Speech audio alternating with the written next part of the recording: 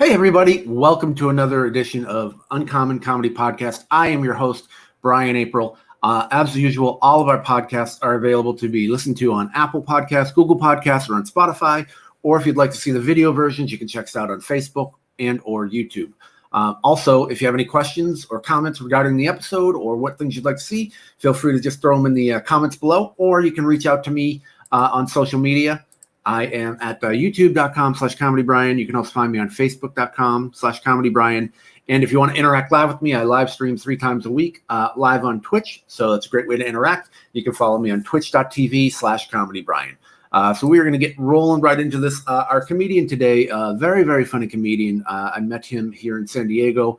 I've known him for several years now. We've done tons of shows together. He performs all over the country. He's got a dry bar special. He's been on, Laughs on Fox. He's been on just about, everything he can. He's one of the really, really nice guys in comedy, one of the great working comedians today. So I think you guys are going to like him. You're going to get a lot out of it. Please welcome to the stream, Jesse Egan. Jesse. Hey, thanks for having me. My pleasure, man. Thanks for coming on. Yeah, good to be here. One of the things that I always start off by talking about what I like about the person's act, and one of the things that I really love about your act is you're very comfortable on stage. You have a lot of great wordplay in your act, and you have certain bits that you just go, man, I wish I wrote that. I think that's one of my. I think the best compliments you can give to somebody. It really is. That is a wonderful compliment to get.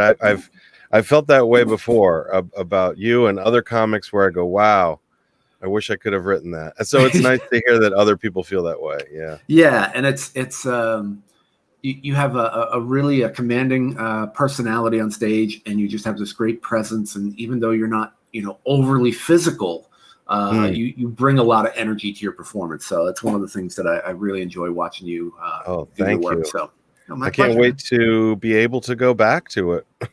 Yeah, it's have you tried any of the stand-up and the drive-ins? And I'll be honest, I have not for a couple of reasons, but yeah, I haven't done any of the outdoor comedy or the drive-up stuff yet. I may have to do that soon, and felt so out of practice for a while here. And then I did a little roast of a friend recently on Zoom. So I wrote a whole bunch of roast things, and that was my first foray back into performing comedy. And it was interesting doing it remotely over a Zoom, and I could hear some of the laughs, which helped. I would imagine that doing a show where you can't hear the laughter or connect with the audience would be very challenging. Have you done much of that so far? I have avoided them pretty much at all costs, just because of what you said. It's just I've seen a couple, and they don't.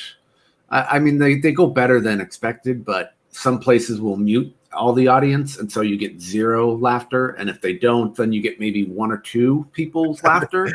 They mute the audio. Yeah, the audio will cut out over each other too. But yeah, some places will mute the audience. Weird. So you just see this, which that doesn't do much. Yeah, at the best, it's like this terrible open mic for 2 people. Oh, wow. But I have no desire to do that. Although I am slowly starting to break down because it's been so long. You start going, well, maybe if there's a way where we can, what I'd like to do is figure out a way to have those people all connect into like a soundboard. And if I could run all of their individual lines in and then blend that into one, so you get that audience sound, then I would I'd be like, okay, let's do it.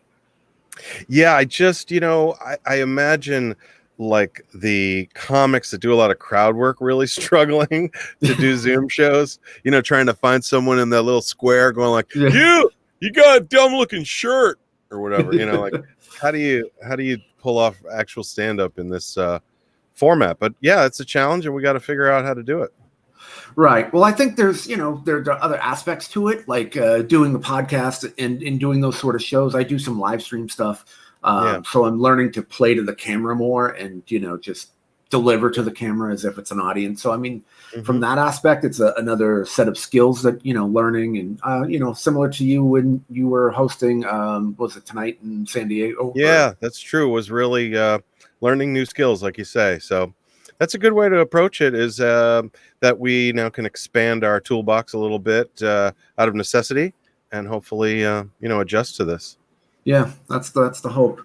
So let's get into a little bit of your career. Who or what inspired you to start doing stand up? Well, I started stand up officially in 2006 at Winston's. I had actually gone to a couple little like workshops for stand up before that. A couple years before that, there was some. I think it was at Twigs, but I can't remember because it's so long ago. But I did stand up twice in like a bar in Claremont, and the second time it went so badly that I quit for a couple years. So I really only did it twice, way back.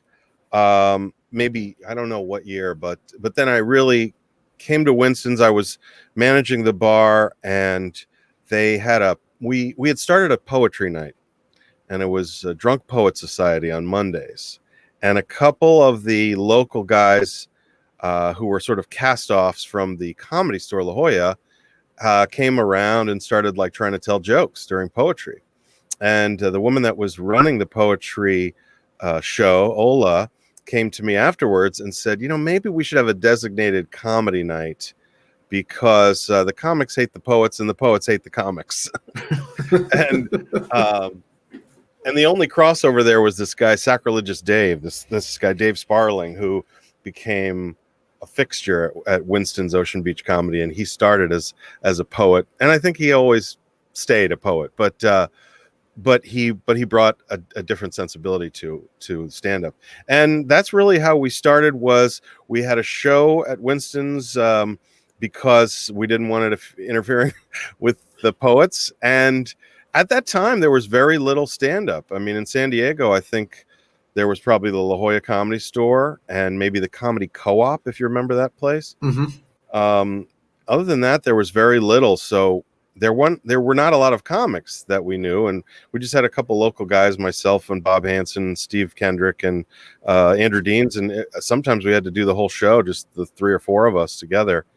But the way I really started back with stand up was we did something that nowadays is called a fun mug. We would take audience ideas and put them in a hat and pull them out on stage live, and the comic would see it for the first time, read this little note that the audience would write, and then try to riff some jokes off of it. And I was hosting that. I wasn't even a performer. I was just hosting and facilitating it. And I started to write my own joke ideas because some of the ideas from the audience I just didn't think were that funny. It would just pull it out and it would say broccoli or something, and you go, I got nothing. So I started writing my own joke ideas, and I'd be hosting, and the comic would pull this idea out of the hat, and then they would butcher it. In my opinion, they go, I'd say, this was not funny. That was my joke. I mean, of Right. course, they'd be like, who's the idiot that came up with this idea? And it'd be me, right? So Right. I was like, I can do this. So that's kind of when I started, was being inspired by other people butchering my joke ideas.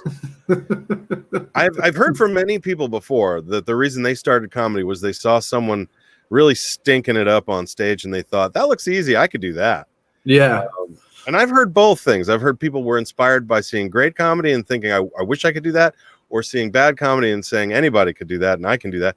So it was kind of a mixture of those things that got me started. That's funny. Were there any stand-ups that you looked up to when you were growing up, or were you into stand-up before that, or? Yeah, I think they've all been disgraced. I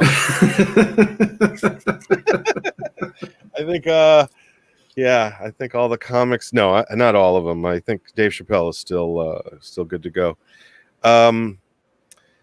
When I first heard stand-up comedy, I think it was the Mel Brooks Reiner tape from my grandparents that was like the 2,000-year-old man.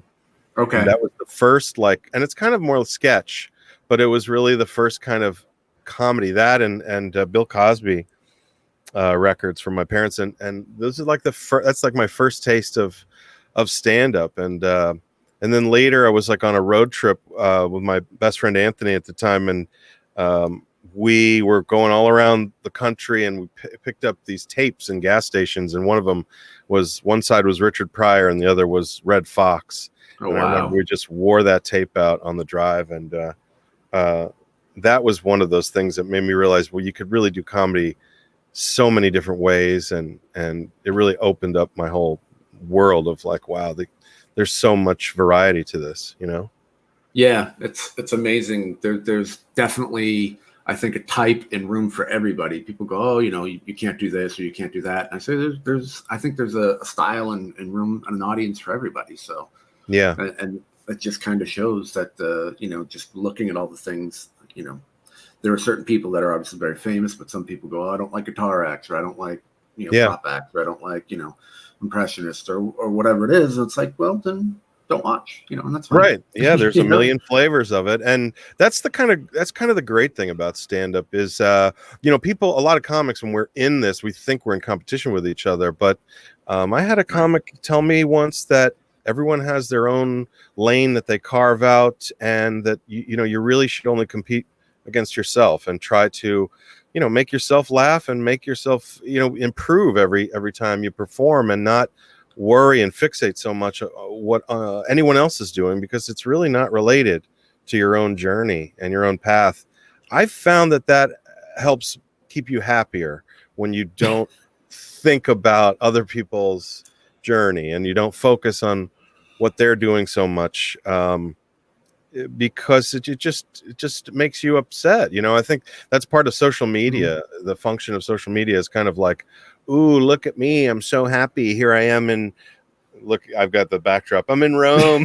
I'm here in Campo di Fiore, and you don't know what happens behind the scenes, if people are miserable or lonely or whatever. And so I think believing in social media and thinking, oh, look how happy they are, look how unhappy I am, it's a really negative thing overall. So in general, and I think Facebook has changed, but generally I feel like it's just a wasteland of negativity. And when I go on there, I try to only post things that I think bring a little bit of positivity or light, because everybody's got the rest of it covered, Right. Well, and that's the thing too. There's two aspects. Like, one, I would love to see someone live stream like a fight with their teenage daughter who screams, "I hate you" in the back. Like, no one's ever doing that. That would be really fun to watch, and just kind of comment on that. Like this. And, like, I think that would be really fun. And I think, unfortunately, though, for us as comedians, that social media is the currency in which we're judged. Not so much how funny are you a nice guy, are you professional, it's how many followers do you have. Yeah, and that is something that I found when I got to go on the road a little bit with Vicky, was that there was acts being booked in clubs that really weren't stand-up comedians, but they were sort of personalities that had become popular or famous, and I just wonder what their act would be like. Yeah, I've seen a few. For people who don't know, you're talking about Vicky Barbalak from America's Got Talent, who's another wonderful San Diego comedian. Really great person, and the headliner that brings me on the road sometimes to feature. So how do you like doing that, going on the road? Well, I mean, obviously now we're not doing much of that. Yeah, how was that experience for you?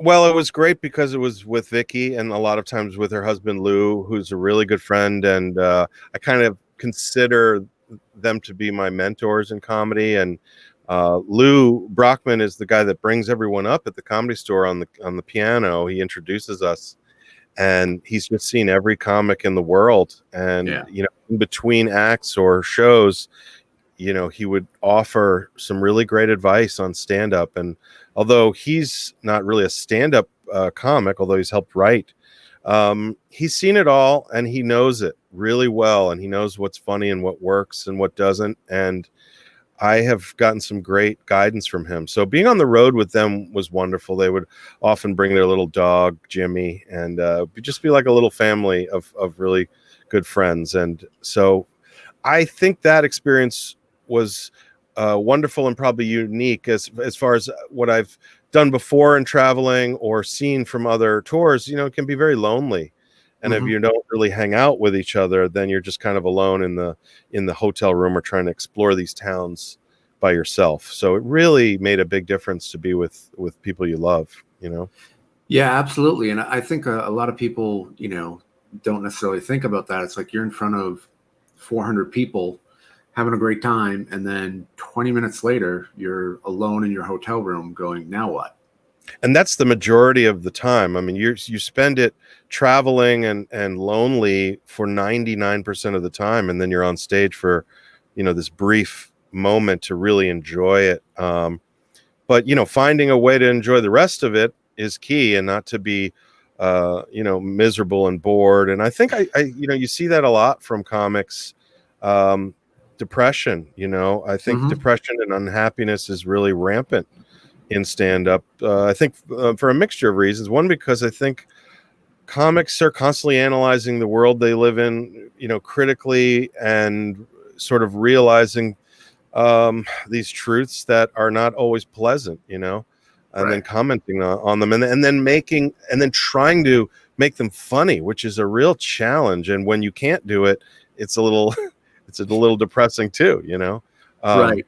But traveling, I got pretty burnt out on, every week flying to Las Vegas to do this Tuesday night show and coming back the very next day. A lot of these overnights and then some of these weekend trips. And I don't want to sound like that guy that's like, oh, you had to go to Vegas. But, honestly, when it's mostly traveling for, not a lot of money, obviously, as a feature, but you do it because it's a great experience and it's fun. But at first, I was really happy to get to be home and be with my girlfriend, and we got into a real domestic sort of pattern here, and I've really enjoyed it. I didn't really miss going on the road so much. I know that's blasphemy to say it, but no, not at all. That's just the truth. I haven't missed it at all. Yeah, I really haven't. It's been a nice pause to the grind of comedy. Well, and the other thing too is you say like Vegas, and everyone goes, "Oh, Vegas," but you're not going there to enjoy Vegas. Right. You're not going there to gamble and go out to the clubs and to do all that sort of stuff. It's a business trip. You're there to go and if work. you did do that, you would lose all the money that you did make, which is very little again. And then, B, you really can't function. I mean, I've had other comics tell me that. I remember Joey Diaz mentioning once a long time ago, and people will probably think this is a weird thing coming from him, but he had mentioned that, like, to everybody else, it's like this big party. But to you, it's a job, and you're not there to party. You're there to do a professional job and go out on that stage and do your best. And then afterwards, you could let loose a little bit with the crowd, but you can't be fooled into thinking, oh, I'm on that same wavelength of like, let's get, in this party mode before, or, it just doesn't work. So yeah, you're right. You're not going to Vegas to just get wasted or something, because if you did, you really wouldn't be able to function. Yeah, you're not going, I'm going to take my whole week's check and put it down on black. You're not going to do that. Right. So yeah, whenever I would perform at a casino, I wouldn't gamble at all, not 1 cent, because I would just, it's hard because you're there for, depending on the week, it could be, a Monday through, Sunday, it could be, a Tuesday through Saturday, it could be whatever. And so it gets hard. You have to make sure, to have that focus and be able to stay in a hotel room or get out and explore, or, the town, like you said. Yeah. And it's people don't realize that, even though you have a girlfriend, she doesn't necessarily always go with you all the time. Or, I'm married. My wife doesn't go with me all the time. Right. So, almost never, Yeah. So it's a lot of eating by yourself on the road, and going to restaurants by yourself, and going to events by yourself. And so there's a lot of, there's a lot of solitude in that you have to try to work through. I noticed that comics that are kind of like only children seem to do better with this lifestyle. Yeah. Or like my buddy Zoltan, he seems to be very comfortable by himself. Like, he does a podcast generally by himself. He's on the road a lot alone. And I think he just has a younger brother who's much younger than him. So he was almost like an only child growing up. So he was used to being alone. I grew up with a brother who was just a couple of years younger than me, and we were like this, So I've never really gotten used to that solitude of that lifestyle. Well, let's go back into your career a little bit, but that's all really good points. Do Do you remember your first show? Yeah, I do. I mean, I remember these two shows that I did at Poppy's in Claremont, and the very first one, I had invited all of my friends, as we all do.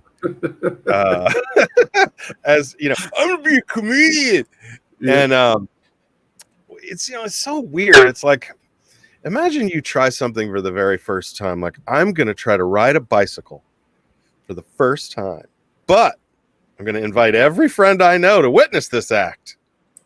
Yeah. That's not smart, right? So No, not at all. And this is odd because the first set I think went fairly well, and I invited them all to come back and say, "Oh, this went great. I'm going to come back, do this again next week." So I invited everyone to come back the next week, and I had friends that said, "Well, you're not going to do those same jokes again, are you?" And I didn't have any other jokes. That's all I got was those. Right. 10 jokes or whatever I did for 5 minutes. So I tried to write a whole new set within a day or two. And that second set was Bomb City, one of the worst experiences of my life, really, because everything went awry that night. And it went so badly that I never did stand up again for a couple of years. Wow. The full story was I drank too much. Which is another thing that I've learned over the years of stand-up is that you could have one drink before you go on to loosen up the nerves, but if you have 6 Rumplemints or something right before you go on stage, that ain't gonna go well. So that combined with my horrible material, which was all like based on growing up in the 80s, was like, remember Knight Rider and the A-Team? And they're like, no. And I was like, no, okay. I mean, I bombed so bad, and then went into the bar where there was like pool tables, and I got in a fight with someone. Apparently I got thrown out of there. My friend tried to give me a ride home. I jumped out of his truck on the freeway apparently and climbed over a fence, and I got lost, and my shoes got ruined. And then I got in a car, and I asked these guys would they take me to Ocean Beach, and they took me to Oceanside. And then I get on the payphone in Oceanside, and I'm calling my friend who I thought left me. I jumped out of his truck, right? And I'm calling him like, I'm cursing at him on the phone and stuff. And I had to apologize. And then I had to go back to that bar the next day and get my keys and my wallet. My ID was left. I mean, it was so embarrassing. And I couldn't face the stage again or the audience again or anything. And so the first set went great. The second set was a tragic disaster that was so horrifying that I'm surprised I ever went back to stand up after that. I mean, I literally quit for at least 2 years, maybe longer, and I had only performed twice. So I quit until 2006, basically, when I started again at Winston's. What made you get back on that horse? I just think that I always loved comedy. I always loved making people laugh. I remember when I was maybe 13 or something, and my family had gone down to Florida to visit grandparents, and they had a clubhouse at this place. And in the clubhouse, there's like a ping pong table, and they had this giant book, like the size of an encyclopedia, called The Laws of Table Tennis. And I thought it was so hilarious. The old people at these places and these clubhouses are very serious about the rules and all the everything. But I thought it was so funny that it was called The Laws of Table Tennis. And I remember reading these laws to my parents and my younger brother as we were trying to play ping pong. And by the end, they're rolling on the ground laughing. And to me, that was still the best set I ever had, was when I was just a little kid and I made my mom laugh so she couldn't breathe. And I just think that was that moment where I thought, I love this. I love this feeling of making other people feel so much joy, and then it reflects back onto yourself. You feel that same joy. It's like you're really happy in that moment, and they're really happy, and that's such a gift. And I would say it's a gift to yourself. It's people always say, "Oh, comedy is this thing we do for." No, we do it for ourselves. It is a selfish act in a lot of ways of like we're trying to make ourselves happy, but the byproduct is, making a lot of people happy. And I think I got addicted to it that day and could never really leave it alone for too long.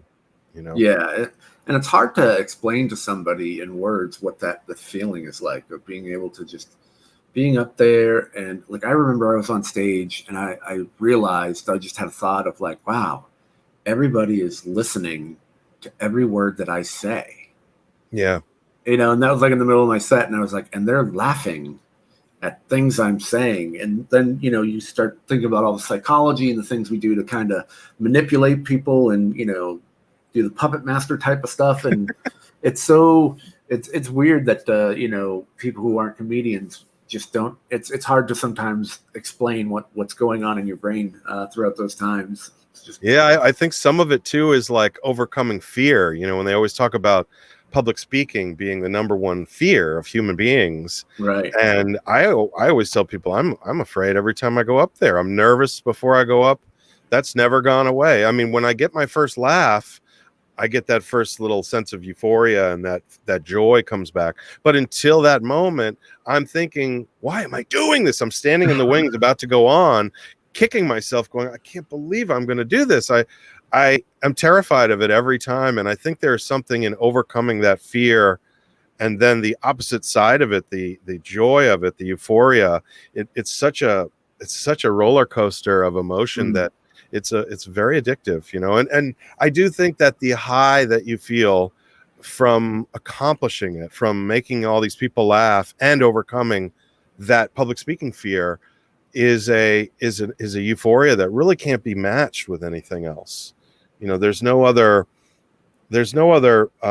feeling that I've found that can replace that happiness that comes from performing well and making people laugh. Yeah, I've tried with pizza, and that it's not, and I still try. It's like trying that joke that doesn't work. I still try, but no, it's been Pizza's close. I will say pizza's close. It is close, but I tried to shift my focus from like a fear. When people say, "Do you still get nervous?" I say, "I get more excited." Like, oh, I'm excited I get to do this. Oh, I hope that they enjoy it, because you're obviously at a point where you're funny, you have jokes that work pretty much everywhere, anytime, any crowd. So you kind of have that in your back pocket of like, okay, I know I can do this, but there's still that excitement of like, oh, I'm trying this new joke tonight, or I'm trying this tonight, and I want to see how that works. Yeah, I feel like every time I've gotten even a tad bit cocky of thinking this is going to go great, that's exactly when I get knocked down real hard. And it's just reminded me over the years to never get complacent. I think that fear will never go away from me now, because every time I haven't had it is when it goes really badly. So, yeah. I'm not saying to be cocky, but just No, I know. Yeah, but I know what you mean. And Vicky said the same thing. She's like, "Why are you pacing around? You're going to be great. You've done great on every show. What are you worried about?" Which is not true. I've bombed. But she's trying to be encouraging, Right. Well, she's even said, "I love bombing" to me one time, which I'm like, "No, you don't. You're just trying to make me feel better." Yeah, no, nobody loves bombing. Nobody loves bombing. We like watching other people bomb, but we don't love bombing. Yes, sometimes I do, when, especially like if it's a tough crowd and I bombed, and or I haven't gone on yet, but I'm like watching everybody. Like if I'm watching everybody bomb, it's pretty nerve-wracking. But if I've already gone on and bombed, then there's some sense of like, whew, it wasn't just me. The crowd's horrible. Everyone's bombed. Well, our friend Mateen Atrushi, he's got a great thing. He goes, when you're watching other comics before you bomb and bomb and bomb, he goes, it's like, having your older brother getting spanked by your dad, knowing you're next. Oh man, it's like, oh yeah, that's totally true. That's so true. And I think that there's this like weird sense of animosity that builds up too with all of the comics that are watching that occur. As we're waiting to go on, we're thinking, I'm gonna get him, and now we're in this sort of mind state of like, it's us versus them, and it's adversarial. And I've always found when I go up there with that attitude of like, I'm going to beat them, I'm going to win, that is the wrong attitude. That if I could just have a sense of like, we're going to enjoy this together. Like you said, I get this opportunity to do this wonderful thing.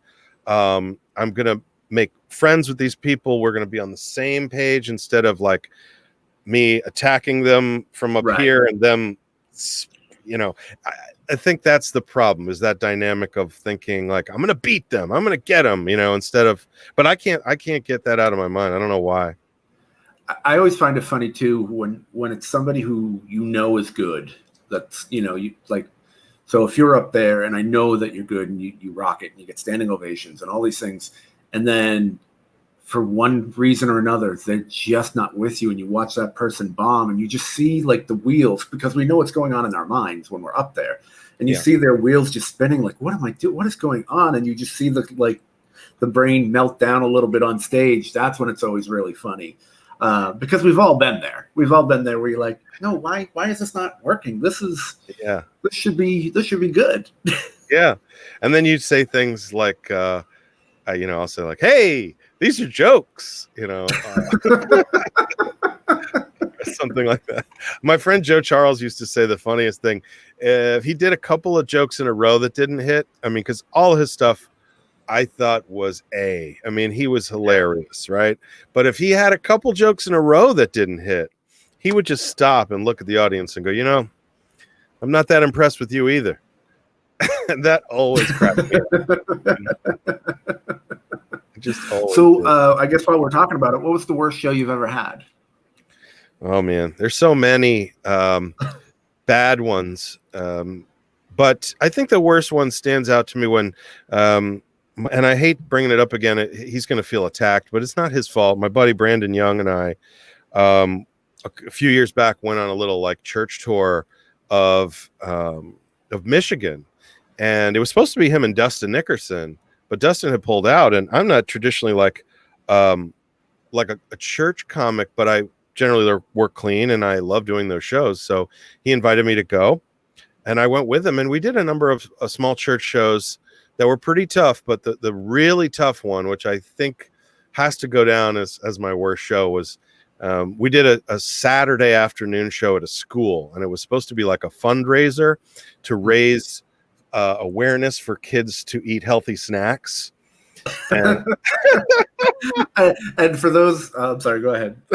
No, you can say it. They booked 2 obese comedians to discuss healthy eating lifestyles. I said to Brandon, I said, well, we should just go up there and go, here's what not to do, Yeah. I'm fueled by Cheetos or something. But so we were at a school performing in an auditorium, and I said, well, is it going to be for kids? And he said, no, it's for the adults. There's no kids. He was wrong. There was like 20 kids with only like 6 adults. So we're talking an audience of 26 people, but guess how big the room was? 700 person auditorium with 26 people. Oh no. At like noon on a Saturday. And Brandon bombed for half an hour, then I bombed for half an hour, and then we had to stand in the lobby while these parents would walk by and pat us on the shoulder and go, don't quit, or maybe do. I don't know. Good luck. Bye. And then they paid us like $12. And I just remember thinking like, I've bombed and it's been horrible before, but I've never flown to Michigan to do it, Right. And so that was where it was just sort of all around the worst, was like losing money, flying there, being demoralized, and there was no win. Like, you couldn't get any of the material to hit because there was only 6 people, adults, that were babysitting their 20 kids, who ended up running around the aisles within the first 3 minutes of Brandon's set. So it was an hour of talking to no one. Anyway. So for people who aren't comedians, explain why 26 people in a 700 seat. Yeah. Well, 26 people would be great in like a small New York room and like the size of, your bedroom kind of thing.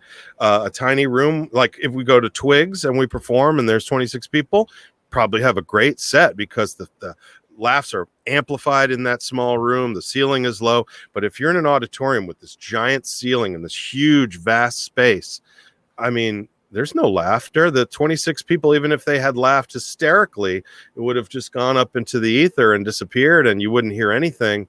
So yeah, you bomb way harder the bigger the room and the less the people. I mean, it's just, and it's a kind of bombing that is hard to even explain. I mean, it's like performing to the void of space, and imagine how that would feel. You know, it's a whole nother level of bombing. You know, it's not like bombing at an open mic in front of 5, you know, other comics that don't care. It's Right. bombing on a magnitude that's like, look at all these empty seats. One, the people who are here are not the right fit. 2, there's so many empty seats. Yes, so many empty seats. Like nowadays, they would fill all those seats with cardboard cutouts like they do at baseball games, and pipe in some laughter, and maybe it'd be all right. And you're getting paid. So there's that pressure of like, you know, being professional, where if it's an open mic, you're like, all right, well, let me try something new or whatever. But you know, when it's like that and they expect you to do a half hour, like you still have to try to do the half hour because you can't. Right. And then in the end, I mean, and you think there's a guarantee, and then we got paid $12, I think. I mean, it was not even enough money to, like, you know, buy a gun to shoot yourself with, you know. It was he wanted to celebrate by buying these like banana Twinkies that they sold at Kmart, that they only had there in Michigan, apparently. And he was going in, you want to come in? I said, no, I'm going to stay in the parking lot and cry. So that was how the end of that set went. Oh, that's classic. Bombing is it's so hard. Like I said, there's different levels where you just go, when you know, like there are certain times you go, okay, this is tough, but I can work it and I can win this over, and you know, you do the half hour. And then there are times where you're like, there's nothing I can do. You know, there was really no point. Like, I don't understand why we wouldn't, like, why not just quit like halfway through? Like, to me, Brandon getting through his half an hour was the triumph. There was really no reason for me to go up and also bomb for a half an hour to total silence. Right. I just wonder why we don't, you know, just forget. 10 minutes in, you could just go, well, you guys aren't into this. Let's just call it right now. Yeah. You know? Yeah. It's funny. I talk about this a lot on this podcast. We never just go, you know what? We shouldn't do this. Yeah. You don't like this. I don't like this. Why are we doing this? You know, let's just call it right now. You know, we'll just call it. And, let's just call it, have a few drinks, and make minutes. That's it. You know. So funny. Yeah. What is the weirdest place you've ever performed?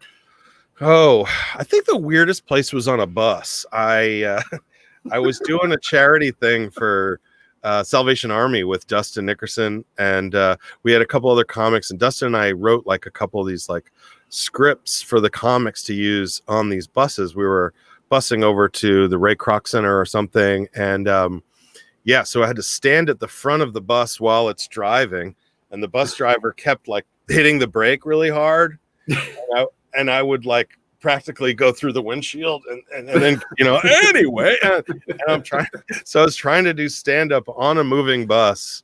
That was very odd. I think it went well, though, believe it or not. When we got off the bus, as all the other comics were looking at us like they wanted to kill us. And I think part of it was that Dustin and I had written most of the script, but we thought we were helping them, but well, it was very challenging. That's hysterical. Yeah. We are talking with Jesse Egan, a funny stand-up comedian. You can follow him on social media at Jesse Egan Comedy. That's JESSE Egan, EGAN Comedy. Jesse Egan Comedy on social media. Thanks, he's actually got a Dry Bar special out too. You can check that out on Dry Bar Comedy. Yes, it's called That's the Spirit. So please check it out. That's the Spirit. Make sure you check that out and give it a good old like and thumbs up type of thing. Please do. So what was this is weird. We're kind of jumping all over the place, but it's fine though. I love. What was the best piece of advice you received about stand-up? Well, I think it was from Lou Brockman from the Comedy Store, and he told me that the closer you are to being yourself, the better. You know, a lot of times we are performing, it's an act, we're pretending to be this or that, but he would encourage me to simply amplify my own personality on stage, that the crowd responds to honesty and truth, and that the more you put up a barrier between that reality and the audience, the more disconnected you'll be from them. And I think it was really good advice because, as you've seen from Vicky Barbalack, people will go, my gosh, what a weird personality, what a strange act. I wonder what she's like off stage. She's exactly that person off stage. She dresses like that. She wears that crazy animal print and the wig and the whole thing all the time, not sometimes. So, I mean, I learned from that example that, you are your act. You don't want to pretend to be somebody you're not and be stuck with, I had heard Larry the Cable Guy doesn't really talk like that. Isn't that guy, and then now he's sort of stuck with that character and that catchphrase forever, which, not a bad thing when you're rich, I guess. But I think it was still good advice, though, to be yourself, because it's making your mark in a way, like, if you want to be unique, be yourself, because you are unique. If you're going to be like everybody else, then you really don't stand out. So I think that was really good advice. Being told not to be afraid to use your talents. Like, if you can do voices, or you've got different abilities that set you apart, to use them. Don't always worry about other comics saying that you're not cool, or that's hack, or you're this, or you're that, when they're mostly just jealous that you have an ability that they may have not mastered. If you can do something that makes the crowd enjoy it more, you should use all those talents. And I think that's good advice too, that be acting cool and being cool is not our primary goal at all. In fact, the opposite. We want to be the underdog that's vulnerable, that shows this side that everyone has, that everyone can identify with, that people can go, oh, I'd have a beer with him because it's a regular guy with regular problems, and not just this ultra cool hip guy who's got everything going for him. To me, that cockiness and confidence, confidence is important on stage, but cockiness and sort of arrogance, to me, unless it's real, if that's who you really are, then do it. But I think that was good advice, at least for me, which is, be comfortable being yourself. And the closer you are, the more you can be, the better. Yeah, that's fantastic advice. And it's so true. Because like you said, there's how many comics out there? Yeah, and right. What makes you stand out? What makes you connect to people? What makes you different? And I don't know about you, but like for me, when I focused a lot on other comics that I loved, I would end up emulating them, even subconsciously. I remember when I was first doing stand-up, I had people come up and say, you remind me of Jim Gaffigan. And I had to think about it and go, I have been listening to a lot of Jim Gaffigan. I don't want to sound like Jim Gaffigan. I want to sound like me. And I had to sort of revise that approach. I've seen a lot of comics emulate the cadence and delivery of Dave Chappelle, down to the, slapping the leg with the microphone and backing up after every joke. The physical, even the physicality of things that he does. It's like, once you watch yourself do it and recognize it, you got to go, oh, wait, that's me being someone else and not myself. Right. So, yeah, like Brian Regan, Dave Chappelle, even I think the Louis C.K.'s. They really had a huge influence on open micers and comics in general to change the scene, or people started to do acts. You see it over and over at open mics. It was like, wow, that was like 5 Louis C.K.'s in a row. Yeah, absolutely. So, yeah, do we all want to be the greatest? If we all try to be George Carlin or Richard Pryor or whoever, then we're all just going to be cookie cutter copies of that thing, instead of being unique and being yourself. And then maybe that'll grow into something great too. Right. But take the principles that you'd like from George Carlin, of speaking the truth, or speaking out against whatever you believe in, and, that is totally fine. But Yeah. because I agree. When I started, I was like 7 different comics. Yeah. I had like little bits of everybody. So, Yeah, I'm sure that's like so common. Yeah. And comics will even do other comics acts when they start out and not realize that that's wrong, that you can't tell someone else's jokes on stage. Right. I mean, I've seen it before. A guy goes up and starts doing an entire Bill Cosby act, and you go, what are you doing? That's not, Yeah. I remember one time going on stage wearing a Richard Pryor shirt. And when I got off stage, my friend Stephen Kendrick at the time said, "Hey man, you never want to wear a shirt with a comic better than you on it." And I think that was a good point. It's like, don't wear a picture of someone funnier than you on stage, because now everybody's thinking, I just kind of would rather watch Richard Pryor right now. That's true. I haven't seen it happen too much. So, but if they do, I'll just give them my shirts and be like, here, wear this instead. So, yeah, for merch, I should just sell Richard Pryor shirts. There you go. I like that. So a bunch of them. Now you I think are a very good writer. I think you have some great jokes, and I'm just curious as to what your writing process is. A lot of times it'll start with a phrase or some turn of phrase, some idiom or some little double entendre phrase or some, I've got notes in my phone that are just tons of little non sequitur things that don't mean much. And then sometimes I wake up the next day and look at them and go, I wonder what that was. Right. But that a lot of times that's a jumping off point for me is, if I sit down at the computer and just try to write, it's like Seinfeld says, that little cursor blinking back at me really drives me crazy. But if I go take a walk on the pier or get in the shower and start, thinking about other things, or I'm washing dishes, all of a sudden ideas will come to me.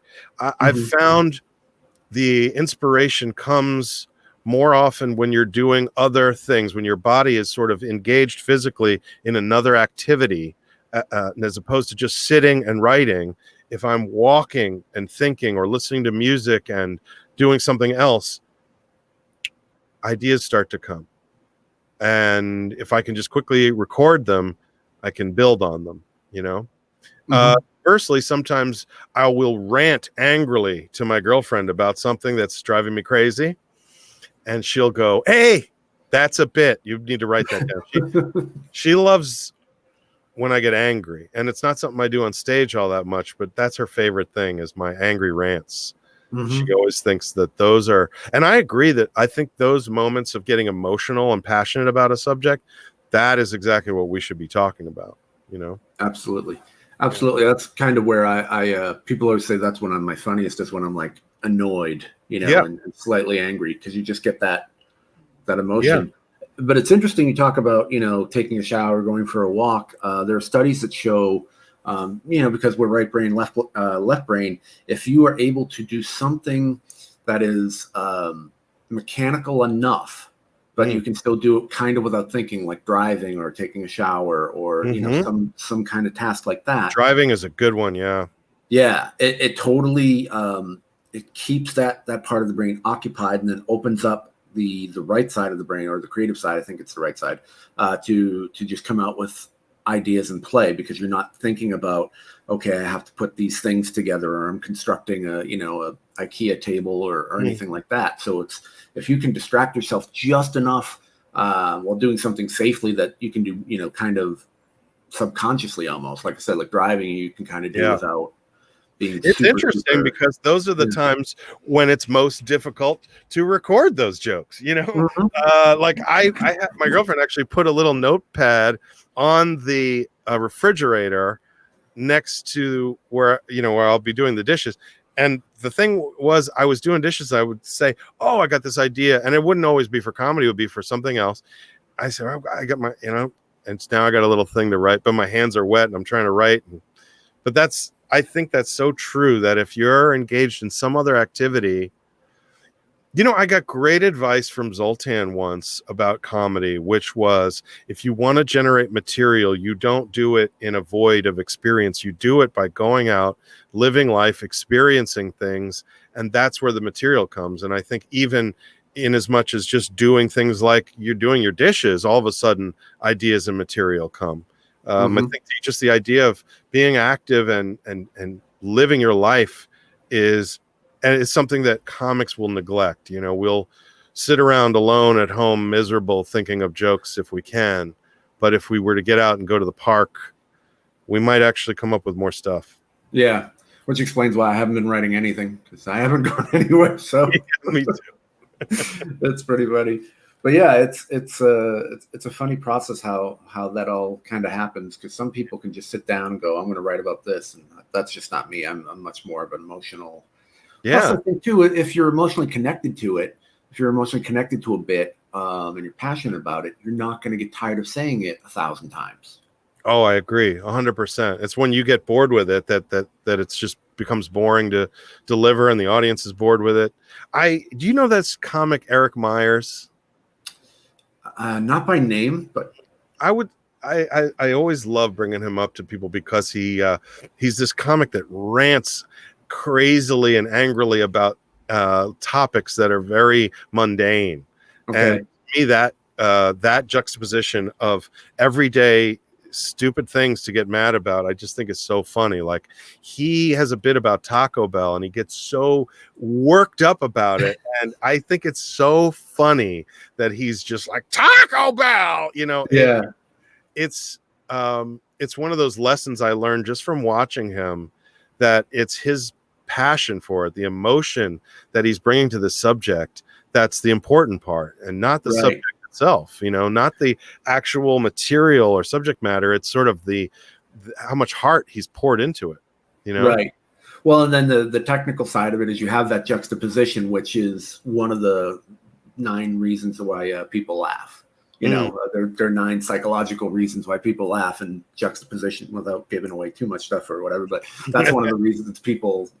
We could give it all away. People still have to go out and do it. I have a comic named Dangerous Dick who, when we would sometimes, I remember early on, he was giving this great advice to this comic, and I was listening, and afterwards I was like, why are you giving him all our tricks? And he goes, don't you want comedy to improve? I mean, comedy is a commodity. You don't want people to come to a comedy show and half the people stink. If we're all great, people will come back to see comedy shows. And I just thought, wow, my mind was blown. I thought, wow, you have got the best approach to be generous with these lessons, so that overall comedy improves, that you don't have a show where 2 comics are great and the rest are terrible, because we've learned some things from each other. I remember doing an open mic at the Laugh Factory, the one time I ever did it in Hollywood, and I had gone thinking, oh, the LA comics are going to be kind of standoffish and nasty maybe, or everyone's in a competition.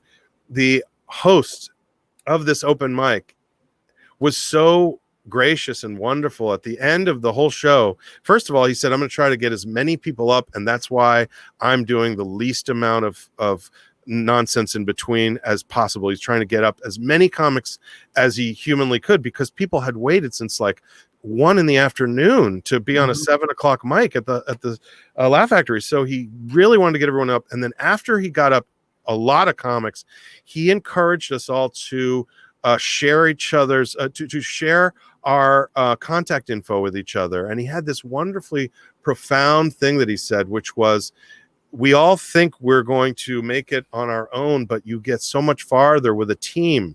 And if you guys will link up and share contact info and learn to work together, write together, you will become stronger. And I just thought it was so unexpected, and it changed my perception of Los Angeles in general. And I just thought that is such good advice. And I've always given that to other people, which is like, if you have like-minded friends, or you have people that you can bounce ideas off of or work together, it just really helps.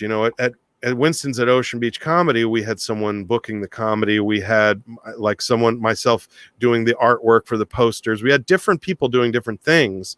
Right. And it worked better than if one person had to do everything, you know? Right. Because we all have strong suits. Some people Yeah. it's the actual writing or editing. Some people it's performance. Some people it's the business side of it. Some people it's the, social media. Like, so, I mean, there's all different things that we can all learn from. But Yeah.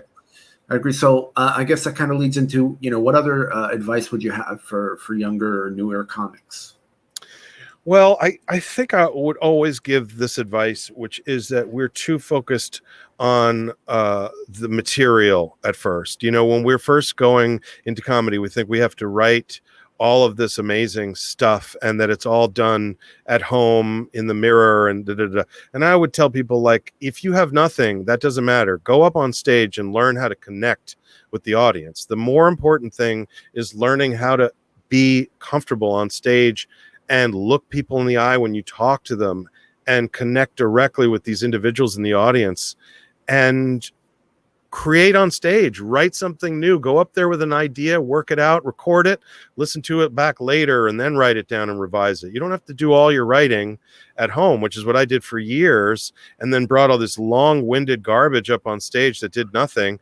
If I had just gone from, I got a sense of this thing, I'm going to try to just do it, you develop it on stage, you deliver it in a much more conversational, natural way when it's not completely memorized perfectly the way you wrote it, which is generally too long. I always write way too long. Mm-hmm. And then I have to do the Twitter version. You got to condense it down to whatever characters and make this short and concise.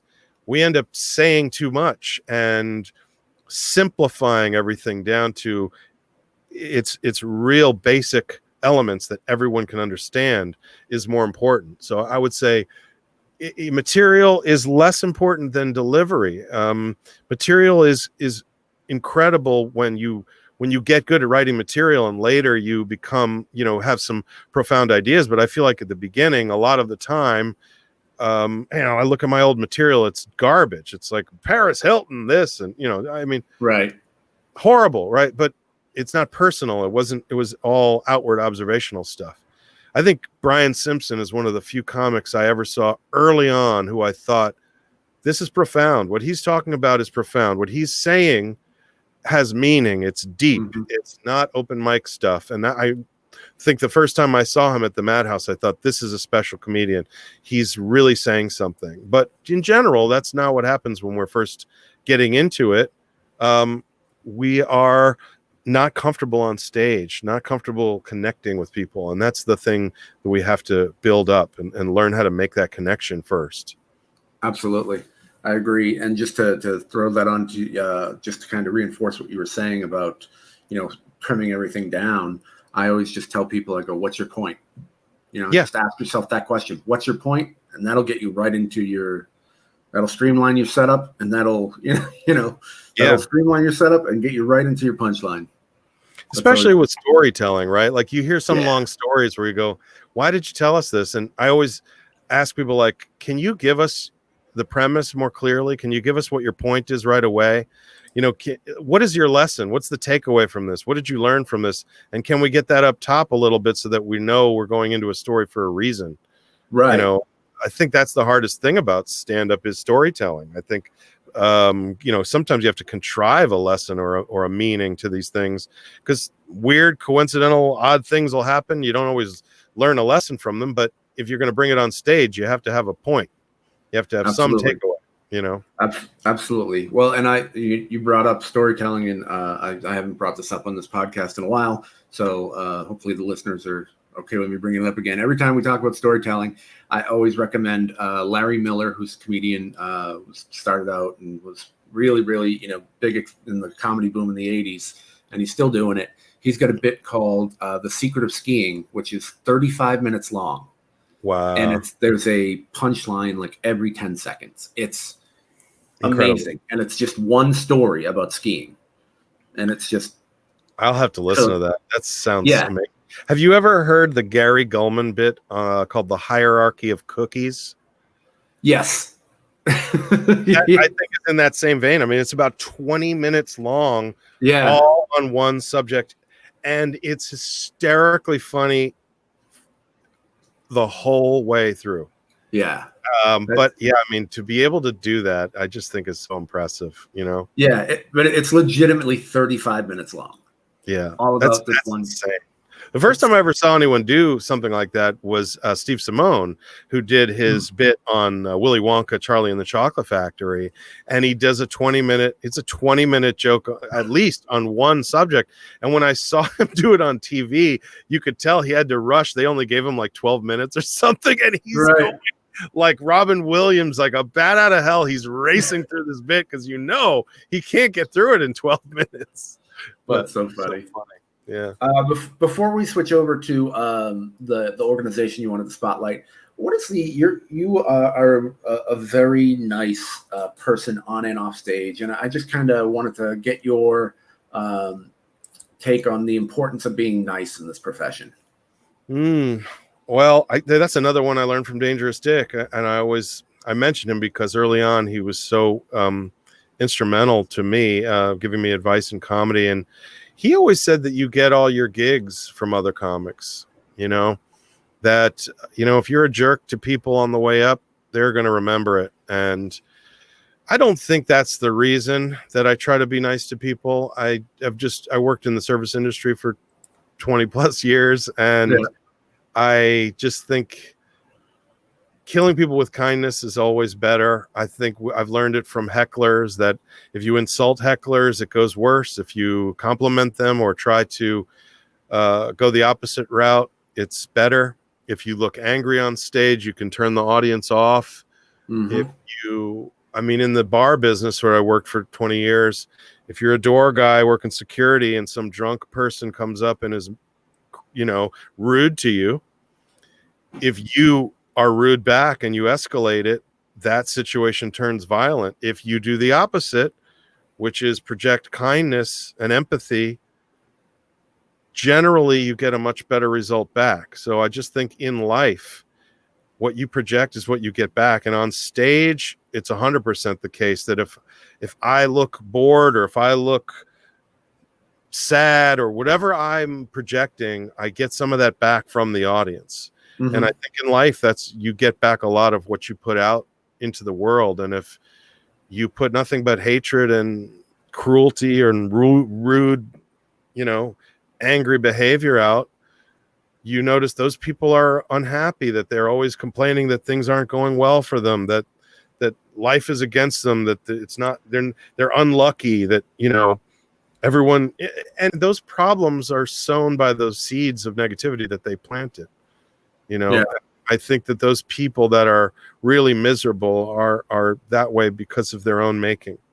Yeah, absolutely. So, and comedy is hard enough as it is. You don't need a bunch of jerks around you either. So no, you really don't. So we're all in this kind of boat. We're all in this marathon against ourselves. But I haven't found that many comics to be real jerks. I mean, I'll be honest with you. I think that again could be that I'm trying to project something kind to outwardly, but I really haven't had, I disparaging remarks about LA, which I should never make because I've only had good experiences generally with comics, because we're all in the same boat. I mean, I remember Dave Chappelle saying, that comedian is like its own race, and that we have so much in common just based on being comedians, that there is a camaraderie and a brotherhood or sisterhood or whatever among comedic performers. So why not be nice to each other? Yeah, I mean, even in a competitive, like I started in Boston, which was a very competitive and cutthroat market. But even with that, you can still try to be nice and a little bit of kindness. So again, sorry, we are talking with Jesse Egan, comedian. Very, very funny. You can follow him on all social media platforms at Jesse Egan Comedy. Again, check out his Rybar comedy special. Give that a watch, and definitely we'll be looking out for Jesse on once this pandemic is eventually maybe over. I hope it's over sometime soon. Yeah. And so we wanted to talk a little bit about an organization that you had mentioned, and so I just wanted to see if you want to talk a little bit about the Boys and Girls Club of America. Yeah, I just wanted to promote that. I think it kind of goes back to what we were talking about before. To me, a big problem today that we're seeing in both politics and just everyday life and social media in general is a real lack of empathy. Um, I just I get very discouraged by the inability of people to have any compassion for others that maybe are different than themselves.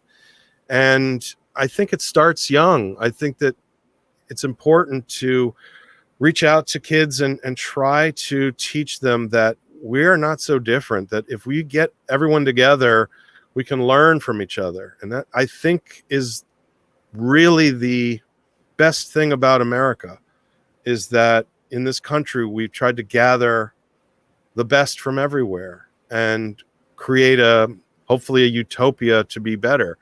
Today, I feel like we're really going in the wrong direction with that and trying to, I don't know what we're trying to do, but it's discouraging. And I think that it's important to focus on the next generation. I mean, I think that kids, and specifically, I would say that I think women are going to have a much bigger part of fixing society and the world than we have allowed to occur so far. I mean,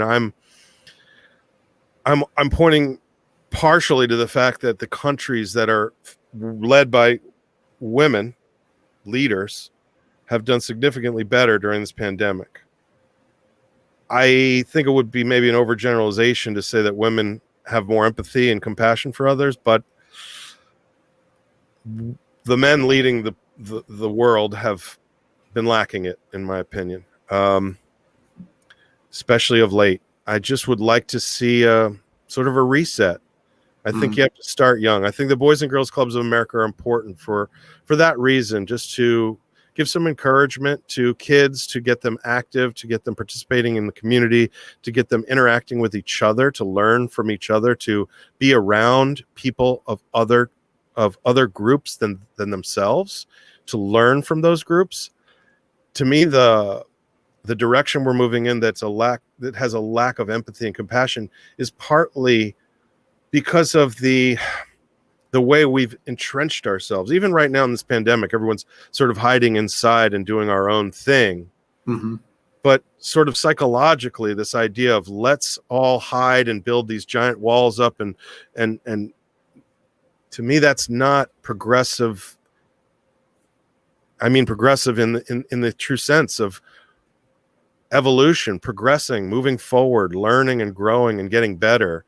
Again, that's what the United States of America is supposed to be about, is improving the conditions for the world and for the people of this country. So yeah, I really believe that we are seeing some young people really stepping up these days and saying they can see where we need to make changes to make things better. And the old guard preventing that are really standing in the way of progress. And again, that's just my opinion, and I didn't want to get political or be negative or nasty to anyone. I would like to be inclusive and just say I really feel like we have to start caring about each other and not being so selfish and worried about just ourselves. Absolutely. And I mean, it's such a great organization because it helps. It's a safe environment. It's a healthy environment, especially for at-risk youth. It's just a good way to get kids off of streets that may be in harm's way. And if you want to find out more information or donate, you can check out the www.bgca.org. That's for the Boys and Girls Clubs of America. And they're a phenomenal organization. I know I used to go when I was a kid too. We had one very similar where I lived. And so they're wonderful, wonderful programs. And yeah, that's definitely a worthy cause to help out. There are so many good charities, and there's charities. I love animals. I love my cats. I love dogs, and I, considered that. I remember talking to another comic who I didn't realize loved animals so much, and they said to me, and I said, I didn't know you loved cats so much. And they said, oh yeah, I love animals. Then he said, humans are garbage, but animals I love. And I just thought to myself, that is the problem with this mentality, right? If you see a baby, that baby is innocent and good.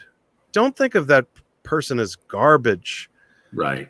If we started to approach each other and consider each other as babies and as just animals that are innocent, like the way we look at other animals, maybe we would have some more compassion for each other's situation instead of being so, humans are terrible, we're a virus. Self-loathing is not helpful in this situation. Absolutely not. Yeah. We need to think about all the positive things that humans are capable of and all the good that we're capable of doing, and then look at each other with that kind of love and compassion that we would for a cat or a dog that people are so, they're so quick to see the good in. We're so quick to see an animal as this pure, innocent creature.